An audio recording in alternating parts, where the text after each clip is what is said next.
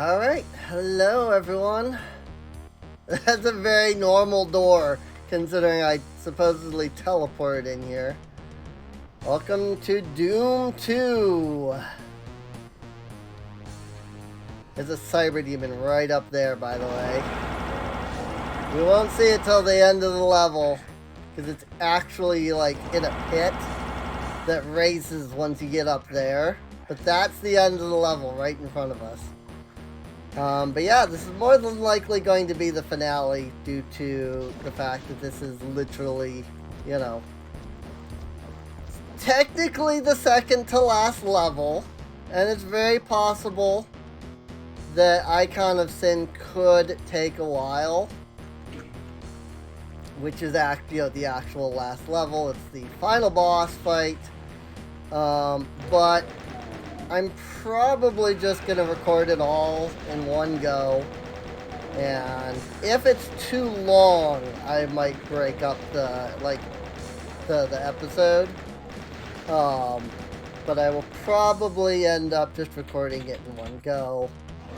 And I mean, you already know if this is the finale or not, because if it is, then I put finale on the episode. If it's not the finale, then I did not put finale on the episode. So, interestingly enough, as you know, once again, I've mentioned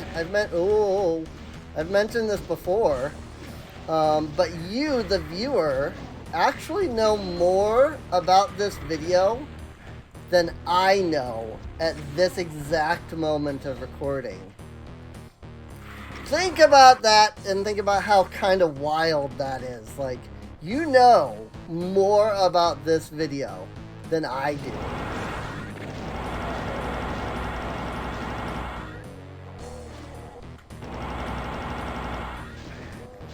Frickin' heck.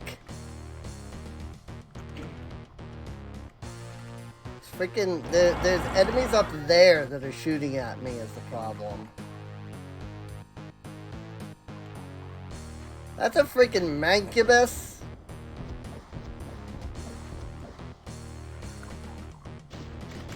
Concubine. Good. That's another mancubus right up there.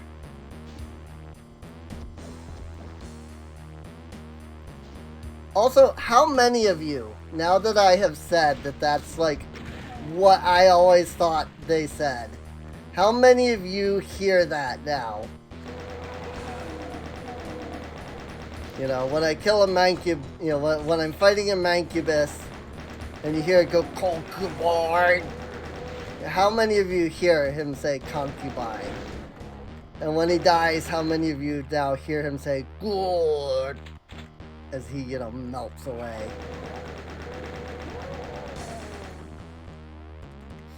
I think it's funny, personally, that you know, obviously, again, it just sounds like that. It's not actually what's, you know, being said or anything. But it's funny that it sounds like that.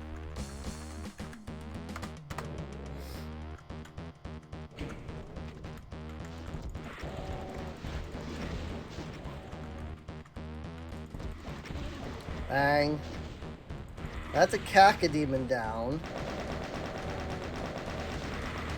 It's these lost souls that make this really hard, because they can get right up on you as you're trying to freaking kill the pain elemental.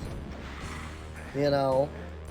And then, like, you've carefully planned it out, you're all good, and then a lost soul just smacks into you right as you're pushing the trigger for the rockets, and then you're dead. So, also, interesting that there's a, like, marine here. Like, supposedly these are, like, the dead marines, that, like, came before you.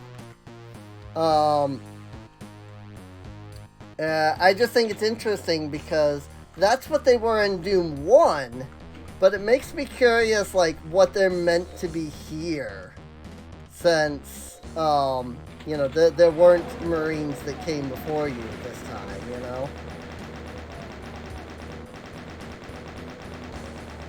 Like, as you go through the levels in Doom 1, you find the corpses of your comrades. Because again, remember that Doomguy here, oh my god, Doomguy here was a space marine. Also, I definitely was not supposed to have gone up there just then, but oh well. He was a space marine that, like, ended up getting sent to Mars as, like, a punishment. Because he, like, decked, like, one of his superiors. And so his superiors were like, alright, you know what? You've got a bad attitude. You're this horrible person. So we're going to send you off on a mission to, basically screw you over. You're going to go to Mars and you're never going to be heard from again, kind of thing. Because they just hated his guts. And so, like, you and a bunch of other people that, were of your ilk, you and some other Marines who had been nasty, got sent to Mars when things started to go poorly there. And so you go there, but then the other, like, Marines are like, we don't need you. You're going to stay behind. Screw you. And so they leave you behind in the ship to just, like, manage communications, basically. And then they all get killed. You're sitting there managing communications, listening in, and then they all die. I can't go that way yet. They all get killed. You're the last remaining Marine left. And you decide that the best thing to do is to hop in and just see what happens, You go on in and hope for the best. You're entirely on your own. You have really low chances of surviving. Whatever killed them. But, you know what? You're a badass. You're gonna do it anyway. Rick? And so you do. You go in and you fight off a whole bunch of demons. And end up getting teleported to Phobos, or from Phobos to Deimos, the missing Deimos base, only to discover, hey, it's literally floating above hell. And then you make your way through hell. And I love that the ending credits basically are like, yeah, so you're such a badass that even hell can't contain you. And so literally hell kicks you out because you're just so much of a badass. And it's just like, yes, I love that. And so, like, they opened a portal to Earth. And so they're like, okay, you're too much of a badass, so we're gonna just throw you through the portal. Except that, then you come out in their, invasion fleet, and you're like, oh, so you're invading Earth. So, I'm not gonna let that happen, because I'm a badass. Also, they kill your, pet rabbit, Daisy. I'm sure everybody is already familiar with this, but it gives me something to say while I'm, like, getting murdered by these freaking things. But you come out to the portal and then you discover, like, oh, the demons have, like, killed your pet rabbit Daisy, like the only thing in all of the world that you've ever really, like, cared about. And so you're like, well, you just freaking, you know, I just proved that I'm such a badass that you kicked me out of hell. And then you're gonna go and do that. Like, I'm gonna freaking just, you know, crush you. And then, of course, that's what Doom 2 starts, with being like, yeah, no, you killed my pet. You're going to all die now. And I'm going to absolutely slaughter every one of you. And I just think that that's so funny. Like, that is the canon, like, story and idea for, like, the Doomguy. Is that he's just that much of a badass, you know?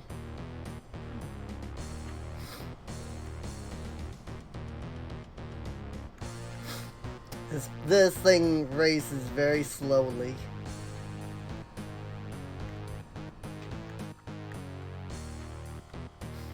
Alright, all three of these rooms are now accessible. That one is not yet open, however. Nor is this one.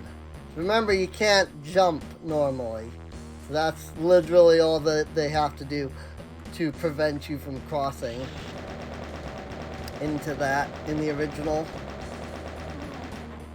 So, now here is the part that I always got stuck on. You hit that, and then this platform races, right? Well, you're stuck here because, you know, there's this platform, there's no, like, teleporter. It turns out you can just walk up and touch, you know. I was stuck on that for literally, like, a year. I just no-clipped through that every time because I was like, I don't understand how you're supposed to get up there. And I accidentally, you know, one day while playing, accidentally happened to click the interact button on that. And I went, oh, well now I feel stupid. Because, like, the game has taught you that mechanic so many times. They're like, oh, hey, you know, platform, you know, interact, it'll come down, you know. Like, the game has taught you that so many times that it really, like, confused the heck out of me that I just did not understand that that's what I was meant to do. So,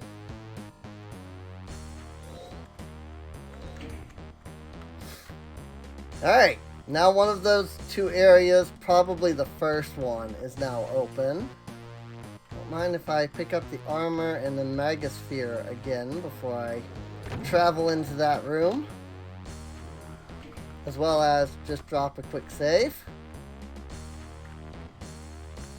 But yeah, usually, and here's the thing, you know, in my defense, usually when a platform rises, there's a button or a switch or something to make it lower back down even for, you know, a moment. It's not usually that you just, you know, hit the thing.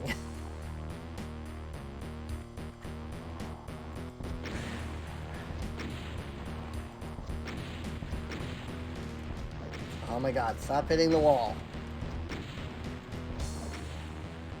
In this missile's hitbox.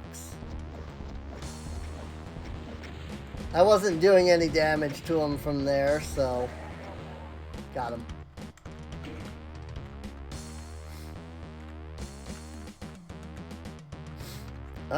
What did that do? Oh, it raised that platform. I see. Good thing then that I jumped back down. Wonder if I had to jump back down. Like, I wonder if if this platform didn't raise until I had, like, come up here and opened this to begin with. Kind of thing. Do do do do do do do do do do do do. Don't mind if I grab the Mega Sphere and the armor again. Look, I get it. It's definitely cheating. I don't care.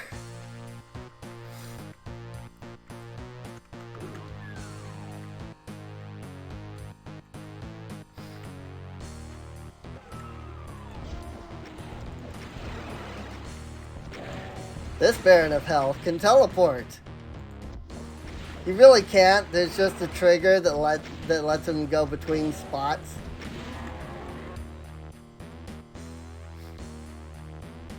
I think I mentioned that in another episode where, like, there are what they call monster triggers, where a monster can, like, cross something and activate, like a platform or a teleport. But, like, and, you know, the player can't. And that's one of those. It gives the illusion that the enemy can teleport. That it is a different version of the enemy that you have fought before. Even though it's not. Because there's only so much space on them old floppy disks. Ah! I sees you. I'm gonna save right there.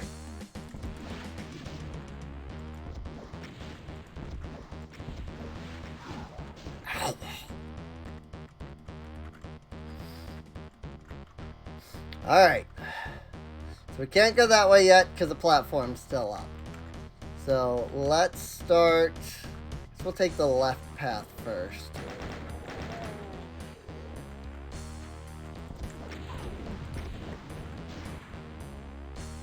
Well, that was good. I had 3 rockets. It took 3 rockets. Now I have 10 rockets. Bang! I didn't need to do that jump technically, because this lowers. So if I hadn't made the run across, I could have lowered the platform. I just didn't feel like, you know, bothering with that. Frick you! Ah, frick.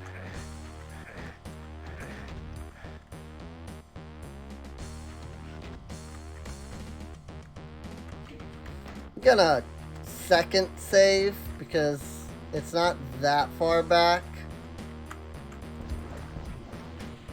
I'm a little worried about my hit point, my health right now.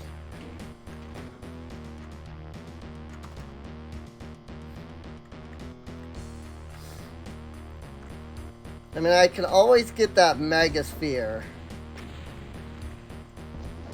And the, like, you know, blue the, like, spirit armor or whatever the blue one's called. I don't think it's mega armor, but I might be wrong.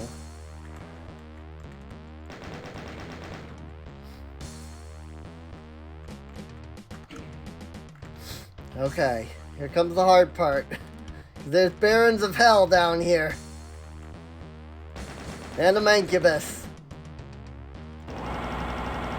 And I know that somebody's going to comment about the fact that I'm, like, rarely using the plasma rifle and the BFG. Even though they're, like, the best weapons to use. And it's true. I'm not using them maybe, you know, nearly as much as I should be. The problem with using them more frequently is the fact that they also tend to have the rarer amount of ammo. So,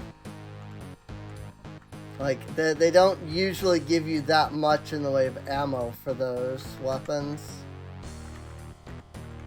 And so I tend to use them less for that exact reason.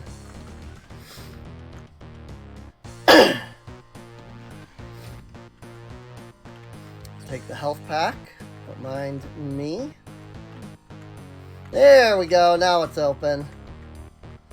Alright. Quick save. Actually, I can save on first slot this time. That'll be fine. Also, like, the issue with using the BFG is just the way that the BFG works. The farther away that you are from, like, the initial, like, blast point, the less the BFG does. So, it's a little unfortunate. And, like, what I mean is, the way the BFG... Oh, I was gonna go back for the Megasphere. I can't go back for the Megasphere. I just realized. So, RIP. I'm sure somebody was, you know, thinking that when I said that. It's like, Serene, you can't go back for the Megasphere. So, yeah. This is what we got. Oh, boy. This is it, though. This is the final climb.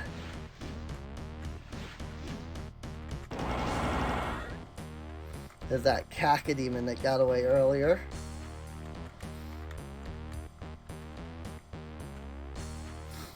Alright, everything else is dead.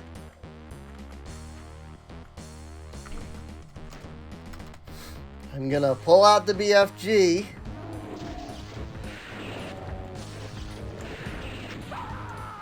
Because that!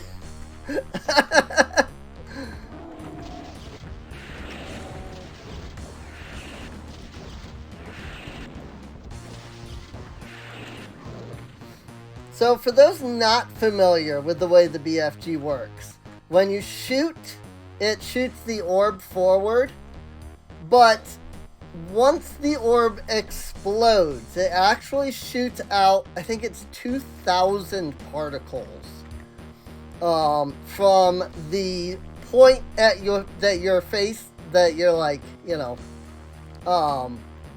that you were facing, which is also very important. Because there's actually a trick where you can, sorry, that was my keyboard disconnected, where you can actually, like, fire the BFG. And, like, so I could do this, turn around, and they'll still shoot behind me, kind of thing. It's really interesting. But it also means that, like, I can do this with the BFG, and then, like, run over here, and now it shoots the particles over here instead of over there. So, but it shoots the particles out in a cone in front of you. The more particles that hit an enemy, the more damage it does. So, and generally, you know, that's why, like, if you shoot it, like, straight forward at an enemy, and you're, like, you know, this close to them, it will just, like, immediately annihilate them. Because it hits them with all 2,000 particles. Now, that only deals, like, 1 damage per particle, I should note. But still. But that's why the BFG is kind of useless, you know, from a distance. Because, unfortunately, it's less particles that are hitting the enemies. Oh, come on.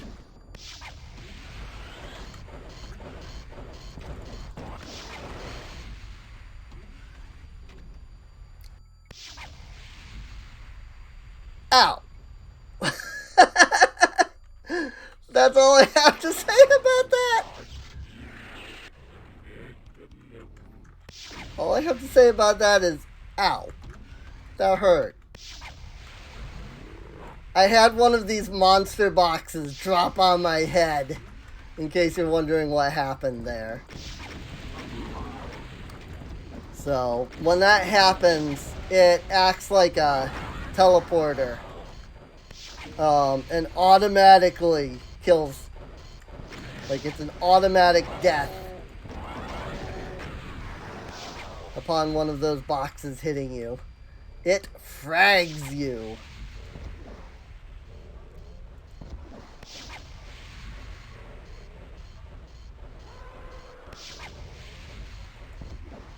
Trying to see if I can hit him without needing to go up there. Nice! Alright, that's the only time I'm gonna do that. I'm just gonna do that once. I'm actually gonna, like, fight this guy proper. But I don't think we will be getting 100% on this level. I don't think. Because I'm fairly certain, that it's gonna count, like, all of these guys. And there's literally an infinite number of demons. Because the icon of sin himself never stops spawning enemies. So now there's a lot of cool mods out there that make this fight way cooler than this version is. I don't have any of those mods. And thus, the version of the fight that you're going to get here is just going to be the standard vanilla version of the fight. With, you know, maybe some refreshing megaspheres to help, you know, ease the fact that I'm going to be, like, half dead at any given moment. That said, this level is the hardest level. And there's nothing that makes this level easier, even on lower difficulties.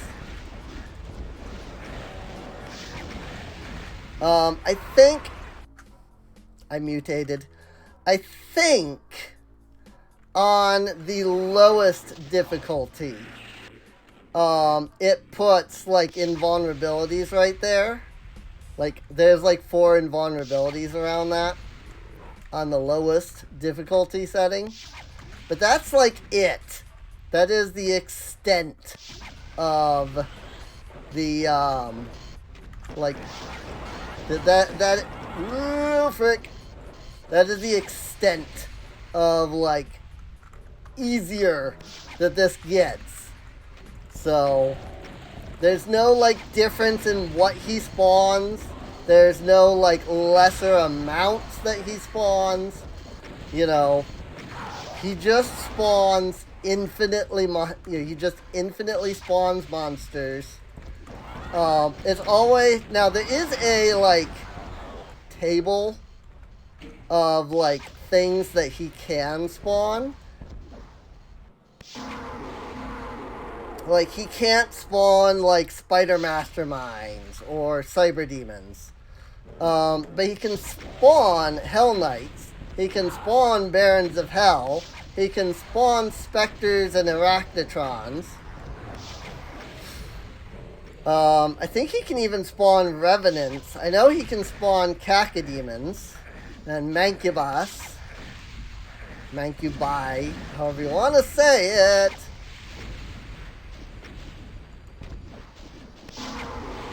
Now, normally, you would have to get back down, lower that platform again, and shoot. Luckily, I can aim and we don't have to do that. Yep, 52% kills. Literally impossible to 100% that level with GZ Doom. So, the horrendous visage of the biggest demon you've ever seen crumbles before you. After you pump your rockets into his exposed brain, the monster shrivels up and dies, its thrashing limbs devastating untold miles of Hell's surface. You've done it. The invasion is over. Earth is saved. Hell is a wreck. You wonder where bad folks will go when they die now? Wiping the sweat from your forehead, you begin the long trek back home. Rebuilding Earth ought to be a lot more fun than ruining it was. And that's it. That's the game. And look, it's Zombie Man. He dead. Shotgun guy. He's dead. Heavy weapon dude. He's dead. Imp. He's dead. Demon. Lost soul. Cacodemon. Hell Knight. Baron of Hell. Arachnotron. Pain Elemental. Revenant. Mancubus.